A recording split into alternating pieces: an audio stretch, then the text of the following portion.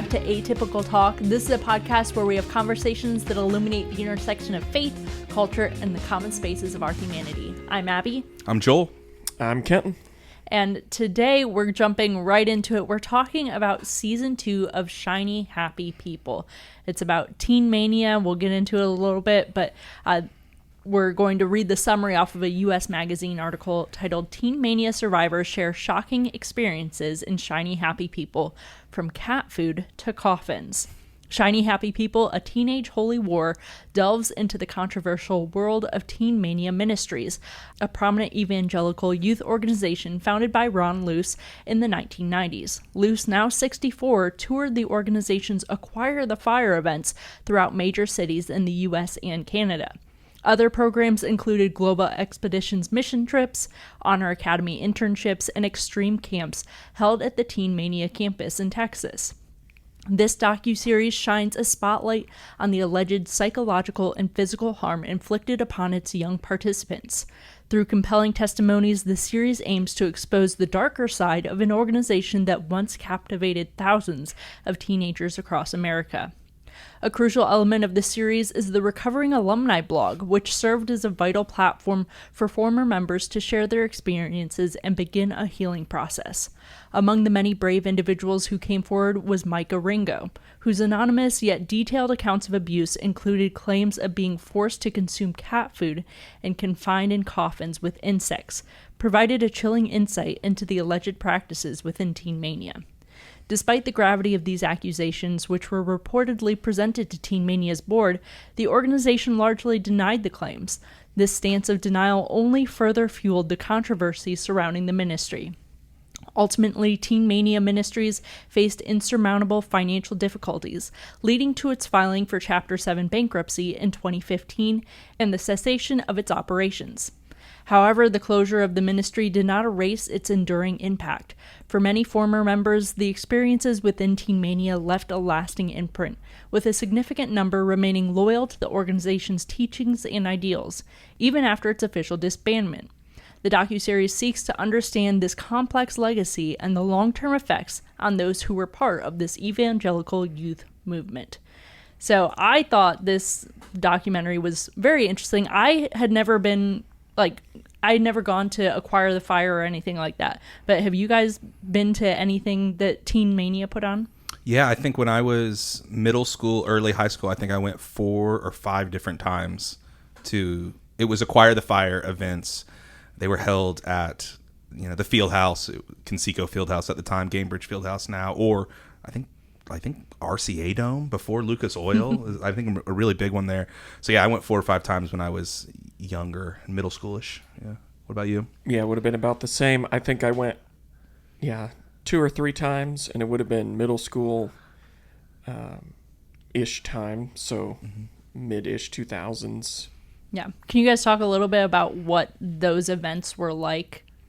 Yeah, I honestly, when I saw that this documentary was coming out, I was kind of like, oh no, because my memories and experience with it were mostly positive on the surface. Like, I remember I went to a small church with a small amount of teenagers, and so it was like the first thing that I feel like I did where you were with thousands of other people that were your age, and instead of like somebody with an overhead projector moving like sheets for lyrics and somebody with an acoustic guitar, it was like a full-on rock band or somebody that you've got a CD of, and lights and smoke and pyrotechnics probably at Acquire the Fire. And also I just remember like the teaching and the preaching, it was just like very dynamic and like exciting and calling people to like make a difference in the world kind of thing, which as a middle schooler who was obsessed with, fantasy, sci-fi stories, like big epic adventures, I remember being drawn to it in so many different ways. So on the surface, I just have a ton of memories of like being excited, feeling like I was a part of something bigger than myself. And I just really enjoyed it from my memories of it being a kid. So that was my experience with what I knew at the time. Yeah. It's mostly positive. Yeah, I mean, one year I don't remember much because I just remember I was fighting with my girlfriend at the time. That really paints a youth group trip there. Middle school relationship, youth group trip. But yeah, so I have a lot of history of going to like we'll call them Jesus conventions. That's a good way Like to I say went it. to the Gaither Gathering, if you want to go a little bit more old school, which was like a totally different thing. But then, yeah, this was probably the first thing that I went to outside of, I mean, like Winter Jam. But this was like the first conference, if you will, for like teens that I went to. And same thing that Joel said. It was exciting. It was, I mean, directed right towards us. It had fireworks. It had, flashy lights. Before that was kind of like a norm in church. So it was literally like everything you wanted. And I mean, from my experience, I don't remember some of the things that we'll get into here in a little bit in the same way. Looking back on it, I could probably see some of that. But in it, and when I was going, it just seemed, it was just hype and exciting and like in your face, Jesus. yeah, unapologetic. Yeah. That kind of a thing. So that was that was my similar experience too. Mm-hmm. Did you know of anyone, like, did you have any friends that went to Global Expeditions or Honor Academy, or did you have any knowledge of these things at the time? I did have knowledge of it because, like it's talked about in the documentary, there was a ramp into it every Acquire the Fire, where they would like try to call people that felt like they had leadership or that God was calling them. They would try to like get them to go to a meeting. And I do remember going to like that meeting at Acquire the Fire for people that felt like called to it.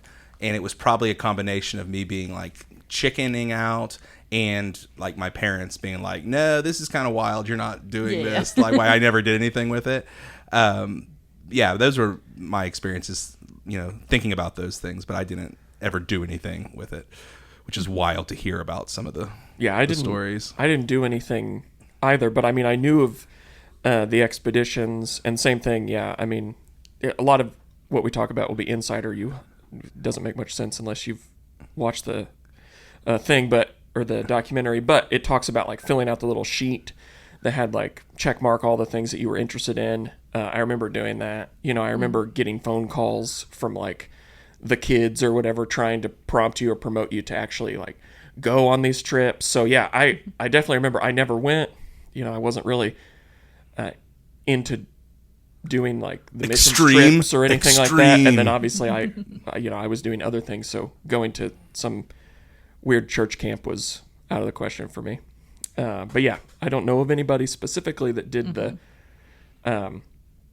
camp side of things.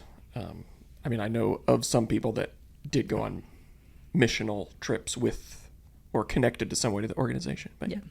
So this documentary, it really goes in, like, it kind of starts surface level where it's talking about how, Acquire the Fire was run by students and like they had to pay to be there and work and stuff like that. And then it goes deeper and deeper into things like their extreme boot camp is basically what it was, where kids endured crazy things that they said, if you go on mission trips, this is what it's going to be like. This is the things you're going to go through.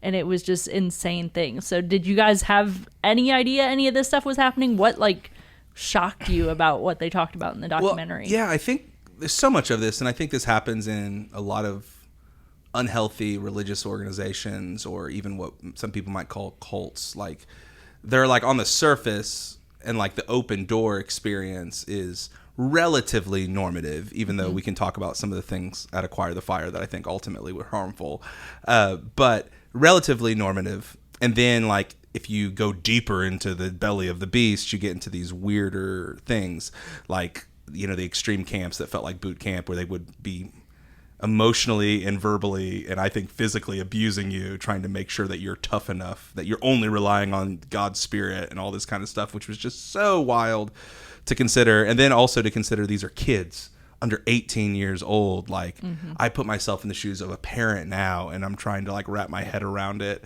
and just the trauma and the lasting damage that it did to people inside of this, all for the sake of, and in the name of Jesus, and trying to make sure people are like standing up for Jesus, is just so disturbing and honestly like infuriating hearing about it. Even though I didn't know anybody that had that experience, and I didn't see that from me attending the Acquire the Fire events, now seeing that it was a part of it and it was the underbelly of it all is so tragic. And I cannot believe that there hasn't been more and more lawsuits and that people are not in jail, honestly. Right. That's what I'm thinking right now. Yeah, I mean, I didn't know, specifically, I guess, that these things were attributed to Acquire the Fire, but I knew that these kinds of things happened, and like these crazy boot camps. I mean, I think they called it like literally like Hell Week for Marines. If you've been in the military or watched any military documentary that talks about just like the horrible things they make you go through, like some of the things that they showed on the screens of being locked in to coffins or whatever with cockroaches and mice and things that you fear. It's like fear factor mixed with physical exertion for Jesus. It's crazy. And I think one of the things that I did know, and it's kind of intertwined in this whole thing, was like being a Jesus martyr. I don't know about Joel, but I grew up kind of being taught that you better stand up for Jesus. Like after Columbine, when the whole story went around and that wasn't really what happened, but it was all pushed that, people lost their lives because they stood up and claimed that they followed Jesus. And we were prepared for that in a way.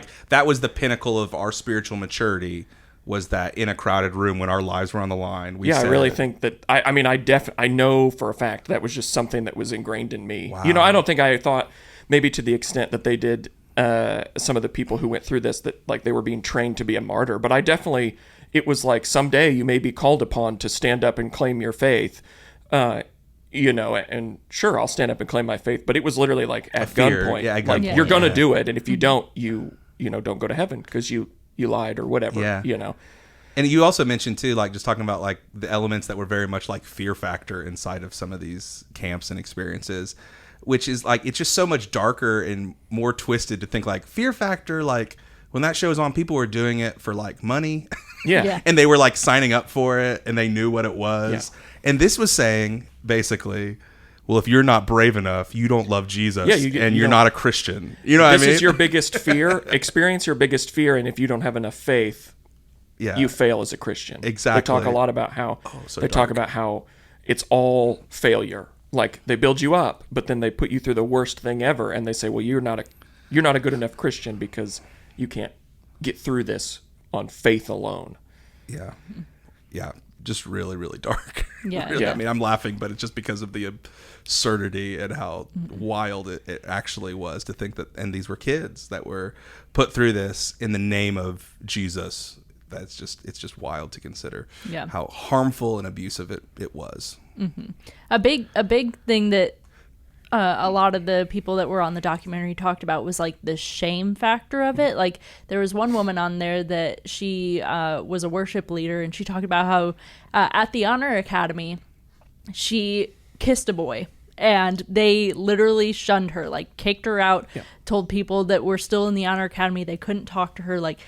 It was such a psychological thing. Even if you weren't going through the extreme camp, there were still so many psychological elements where they were shaming you, and if you make a small mistake, you're not going to have these friends anymore, you're not going to be a part of this organization anymore. And it's dark. It is dark. And to think there's just there's such a large gap between, hey, you signed this thing and this is our standards of conduct, and you broke this, and so we need to there needs to be some kind of action. There's a gap between that and we are now going to turn our backs on you. You do not exist. You are on the outside of the group. What I mean? There's every organization has those kind of standards and things, and there has to be some kind of form of, you can call it discipline or action.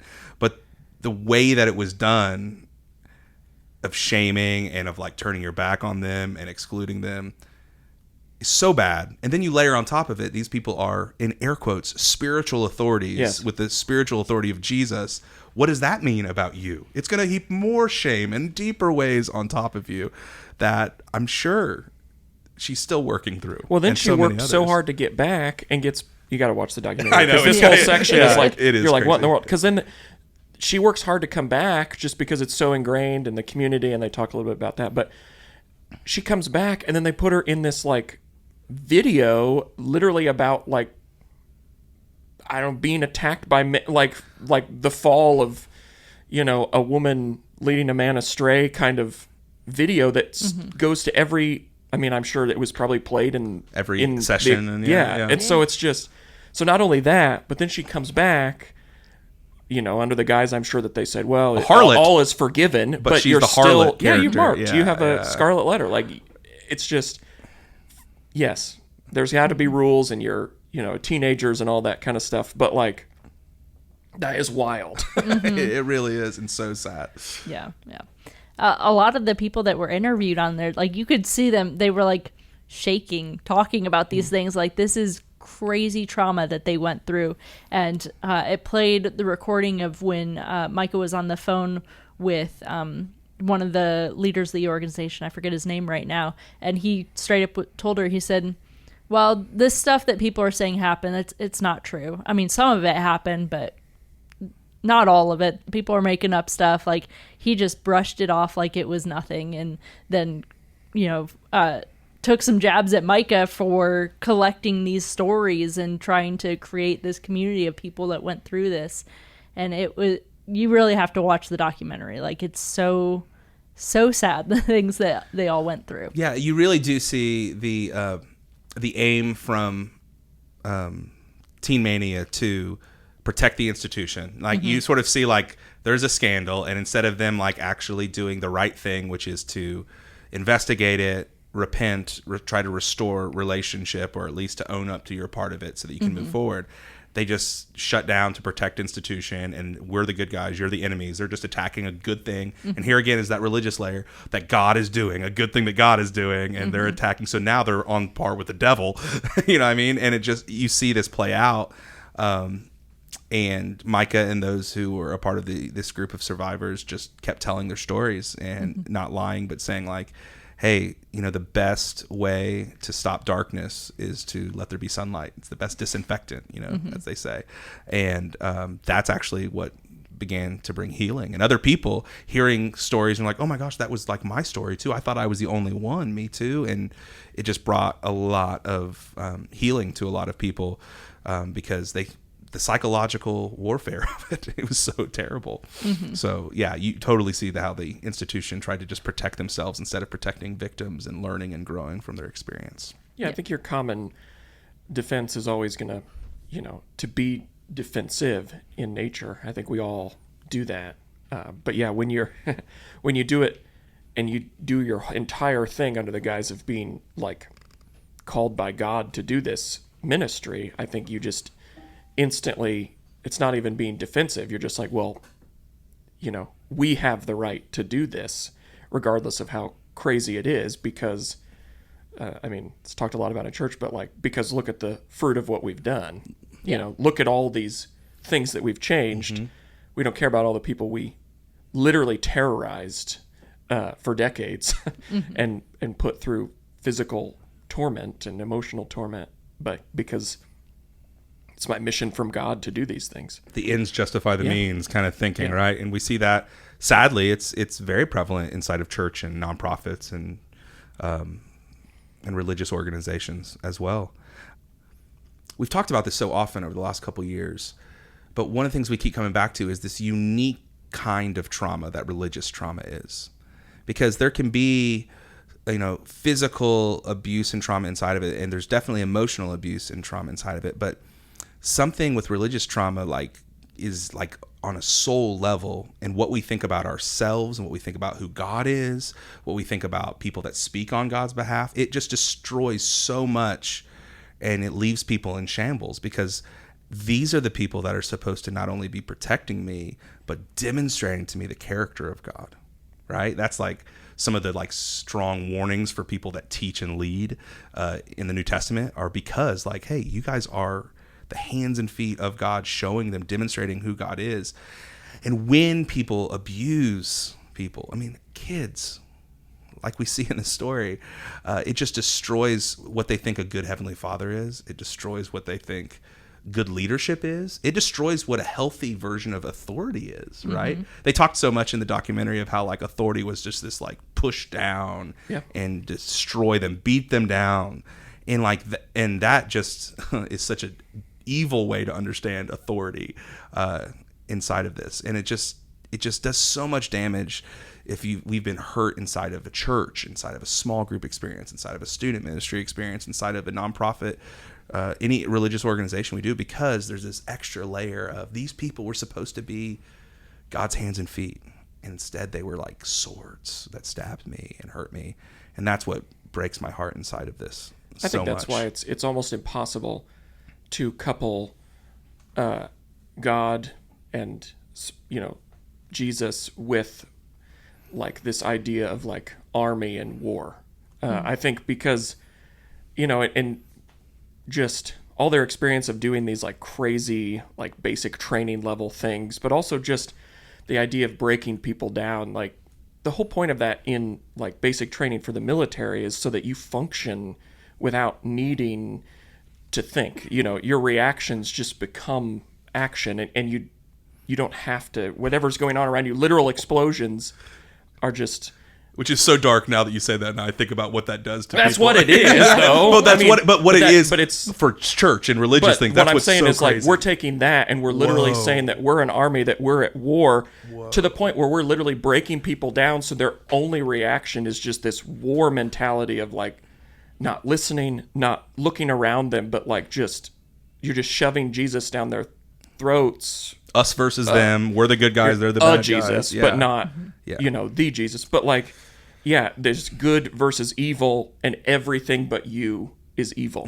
Like, and again, back to what I said earlier, like you'll be the martyr. Like everything is against you, and we only want you to think one way. Like it truly is just breaking them down to have total control over teenagers. And it gets to that later on in like maybe the last episode when it starts to talk about the twist of political activism that happens. Yep. That was a part of the story that I must have been out of Acquire the Fire by the time it moved to that battle cry thing.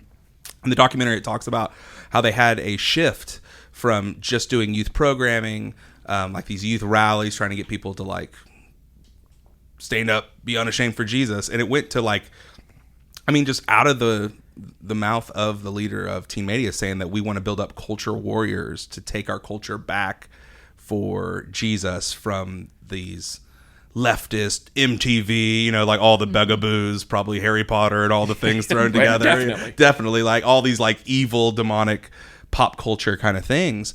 And it really, for lack of a better term, got in bed with a right-wing politic.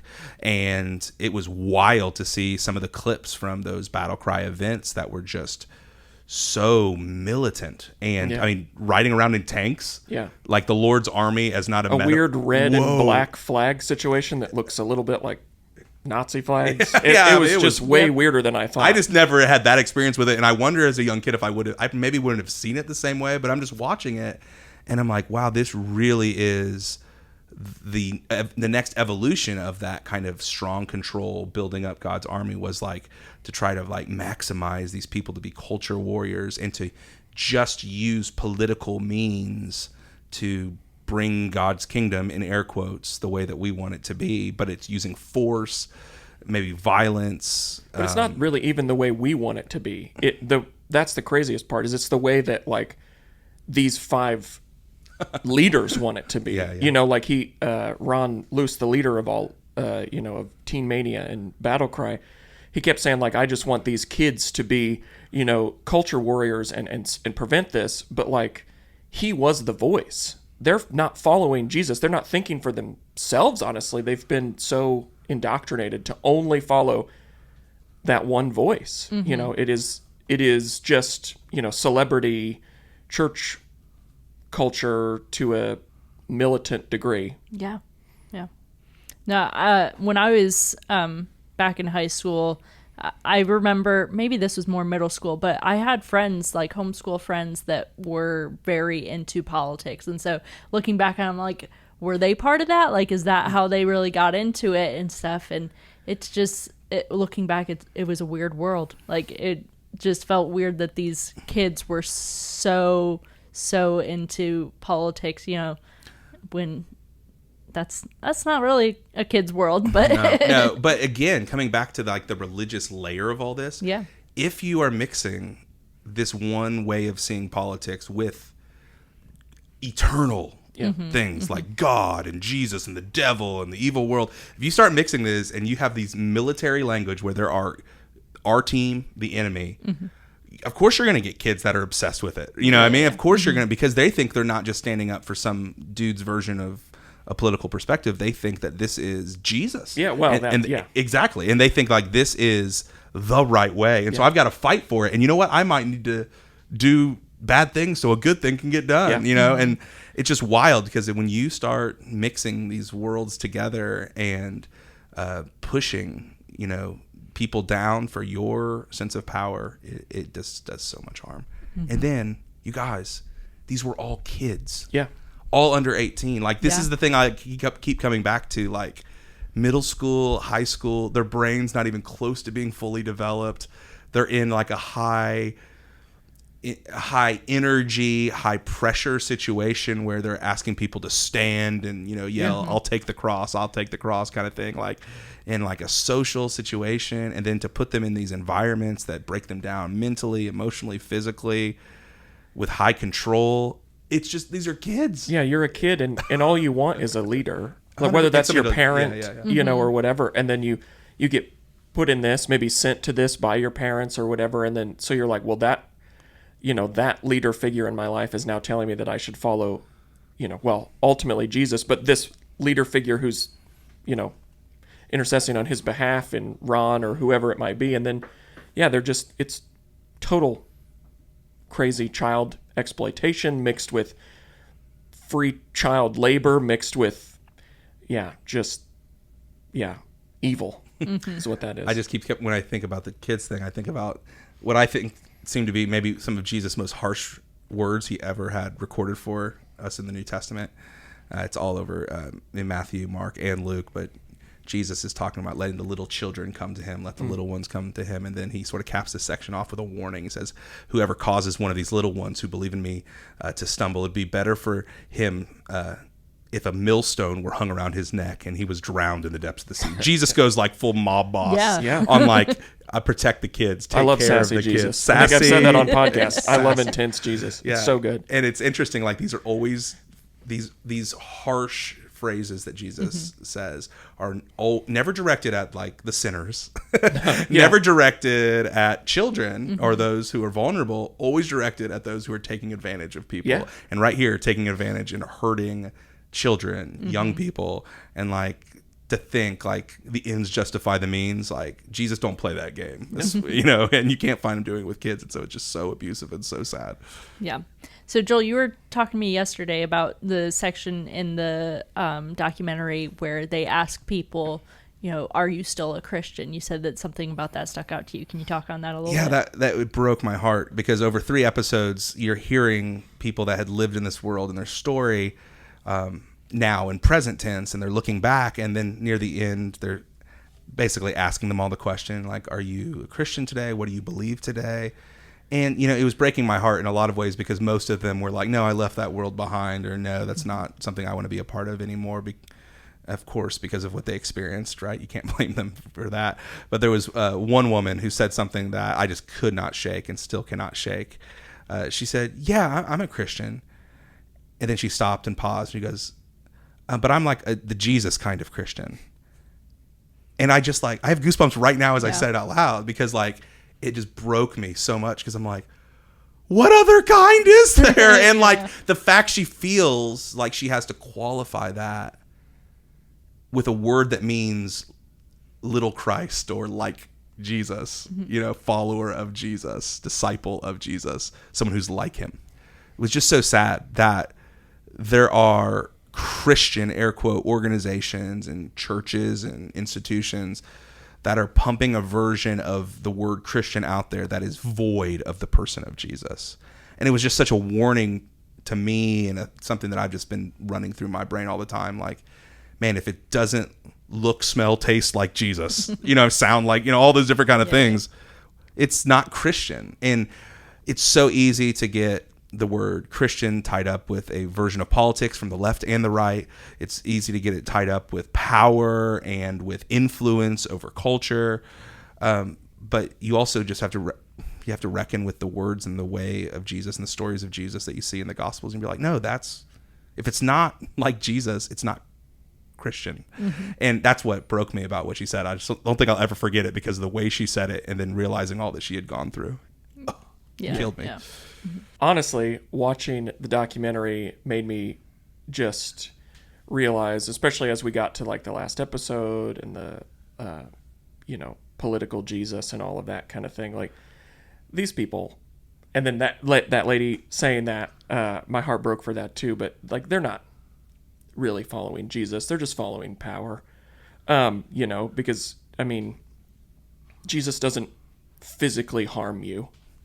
Jesus doesn't repeatedly tell you that you're not good enough, because of whatever reason you're not good enough. Just have enough faith and then maybe you'll be good enough. Like, those just aren't things. And that was the entire premise of most of what that world was. And I remember some of that. Like at Acquire the Fire, it was literally die to yourself. I do remember that.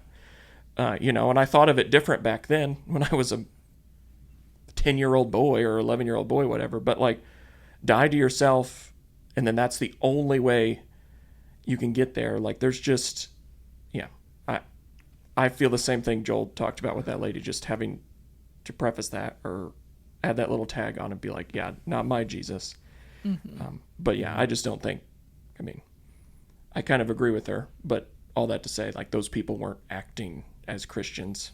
It was about power. They were following power, not following Jesus, which is a good warning for all of us, Again, this is Shiny Happy People Season 2. You can watch it on Amazon Prime Video, so you do have to pay Bezos to watch it. But it's a good documentary, so really I encourage you to watch it.